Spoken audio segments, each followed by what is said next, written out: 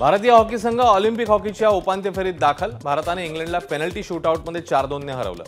निर्धारित आणि एक्स्ट्रा वेळेतही 1-1 अशी राहिलेली बरोबरी। हॉकी स्पर्धेत अमित रोहिदासला रेड कार्ड दाखवूनही भारताचा विजय। निर्धारित आणि एक्स्ट्रा वेळेत भारतीय संघ 10 खेळाडूंसह खेळला। पॅरिस ऑलिम्पिक स्पर्धेत भारतीय बॅडमिंटनपटू लक्ष्य सेनचा उपांत्य सामन्यामध्ये पराभवानंतर लक्ष्य सेन कांस्य पदकाचा सामना खेळणार। लक्ष्यकडून भारताला पदकाच्या आशा कायम।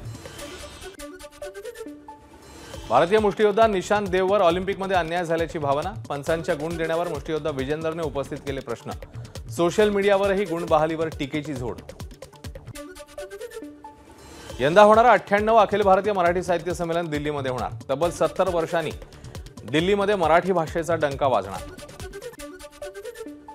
मराठा समाजाला 10% आरक्षण दिलंय, ते टिकवण्यासाठी सरकार पूर्णपणे प्रयत्न करते।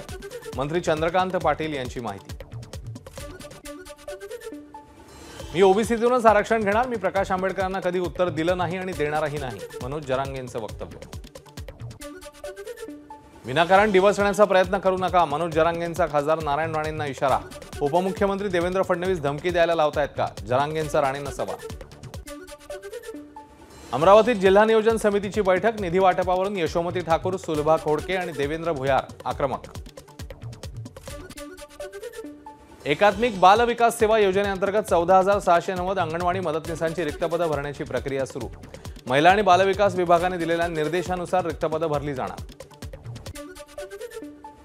जुलै महिन्यात मुंबई महापालिकेच्या हद्दीत 12,000 घरांची विक्री। यातून 1,055 कोटींचं मुद्रांक शुल्क जमा।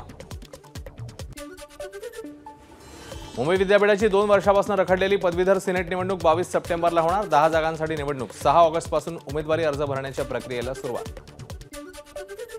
मुसळधार पावसामुळे नाशिकचा सोमेश्वर धबधबा प्रवाहित। धबधब्यावर पर्यटकांची गर्दी। गर्दीवर नियंत्रण ठेवण्यासाठी पोलीस तैनात। एबीपी माझा, उघडा डोळे बघा नीट।